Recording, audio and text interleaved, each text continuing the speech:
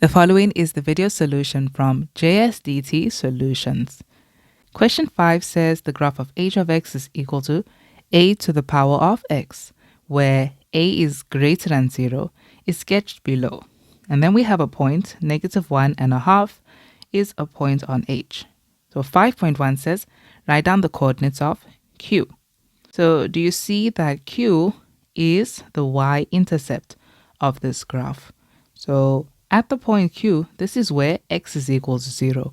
We can simply take the equation of h of x as it is, as h of x equals a to the power of x.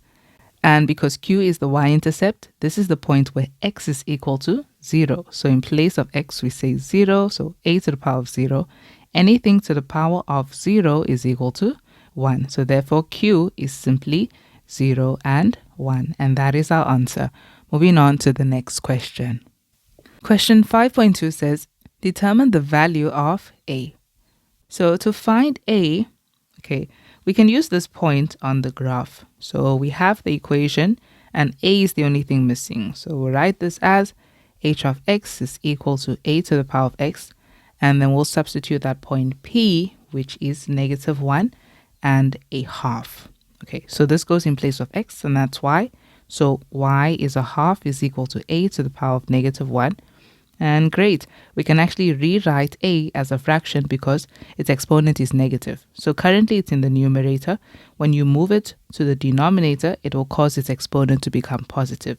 So this is 1 over a to the power of +1 is equal to a half. And then straight away we can see that a is equal to 2. Okay, you could also done this. You could have written the 2, brought the 2 up to the numerator. And so it will be 2 to the power of -1 is equal to a to the power of -1. And you can see that the bases are the same. So again, a would still be equal to 2. Okay, and that is our answer. Moving on to the next question. The next question says, write down the equation of the inverse of h in the form of y is equal to. So the equation of h is currently h of x is equal to, and we found a to be 2. So this is 2 raised to the power of x. And so you can just rewrite it as y equals. And now to find the inverse, we need to switch x and y. So swap x and y, meaning y becomes x and x becomes y. And now how do we make this exponent of y the subject? We can do that using log. So we'll say y equals log, and the base is 2, and that answer was x. And this is our answer. Moving on to the next question. The next question, 5.4, says, sketch the graph of the inverse in your answer book, clearly showing all the intercepts with the axes. Okay, so let's put down a Cartesian plane first. And looking at what the original graph looked like, remember that this is where it has the y-intercept of 1. Okay. Now you see, in the same way that we switch x and y to find the inverse equation, it's the same way that all the x values of this graph becomes the y values of the inverse, and the y values become the x values. So we can look at these 2 points that we have, p and q. So p is -1.5. On the inverse, this point is going to be a half and -1. So if we go a half and -1 will be around here. And so this is our new point. I'll call this P prime. And so that is a half and -1. And then this point that we have Q, it is the point 0 and 1, a y-intercept. Now on the inverse, it's going to be an x-intercept, okay? Because these will switch places. They'll become 1 and 0. And so that's an x-intercept. So here we'll have 1 and 0. 1 and 0 will be about here. Okay, so that is Q prime. And so that's 1 and 0. And now we can sketch our graph. Now you can compare it to what this graph looks like. If we know now that this graph does this, you see that it has positive y values all through, right? So because it has positive y values, it means that on the inverse, it's going to look the same way this does, but with positive x values like that. So this graph comes from the x-axis being negative, okay, and it's closer to that x-axis at this point, and then it starts to increase and increase and shoots up. So it will do the exact same thing, but on the y-axis instead. So with the negative part of the y-axis, this is where it's going to be closest to the asymptote, and then it's going to start increasing and shoot out like that. Okay, so now let's just go ahead and draw that there on our graph, and we can see how these points align with that. So it's simply just going to do this, cross here like that, and shoot out. So that is the inverse. This is the inverse of h, and that is our answer. Moving on to the next question. Question 5.5 says, write down the domain of the inverse of h. So we can just look at this graph, and we can see, remember that the domain is all the possible x values of this graph. So let's look at the x values that this graph has. You can see that over here, and we can focus on the x-axis. Okay, this part of the x-axis, the negative part, there are no x values. Okay, it only starts at values that are after 0.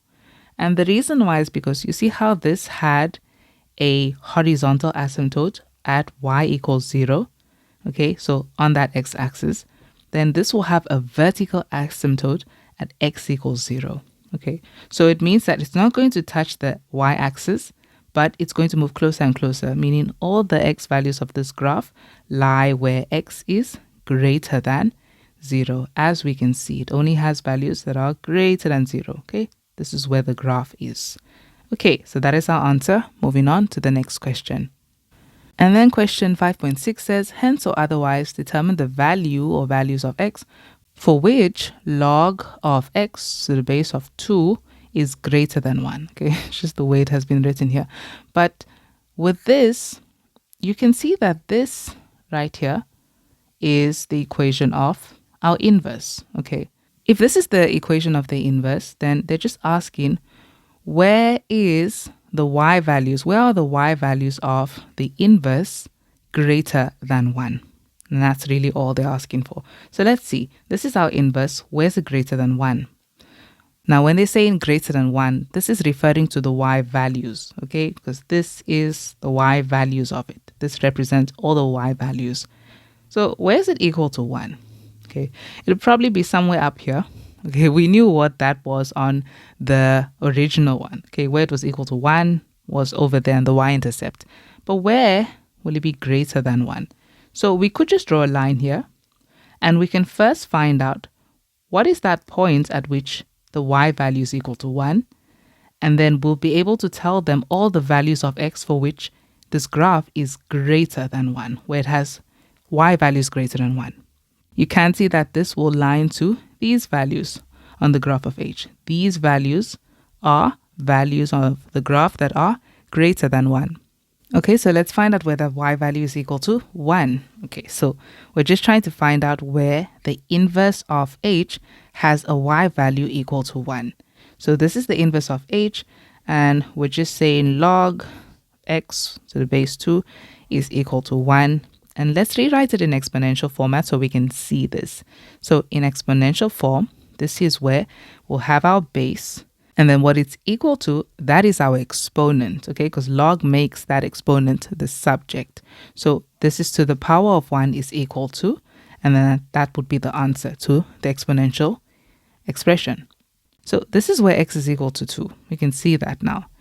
Okay, so where is it greater than 1? It's first equal to 1 at x equals 2, and then we can see that it has y values greater than 1 for values that are all through here. If you map these down to the x-axis, you see that these are values that are greater than 2.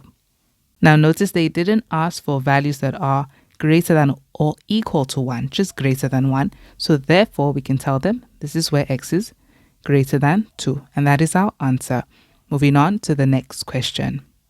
And 5.7, the last question for question 5 says, if g of x is equal to 100 multiplied by 3 to the power of x, calculate the value of x for which h of x is equal to g of x. Okay, so remember that h of x is 2 raised to the power of x. So we're just equating these two. So this is where 2 raised to the power of x is equal to 100 multiplied by 3 raised to the power of x. So we just have to solve for x in this equation. Okay, notice how this is raised to the power of x and this is also raised to the power of x. So we can just ensure that they are together. So we can divide both hand sides by 3 to the power of x. And now we have, now with this, you see they both have an exponent of x, the same exponent. So we can rewrite this as 2 over 3 all raised to the power of x. Because if this x was applied to the numerator and denominator, it would end up looking like that. Okay, so simplifying it like that, these cancel here and is equal to 100.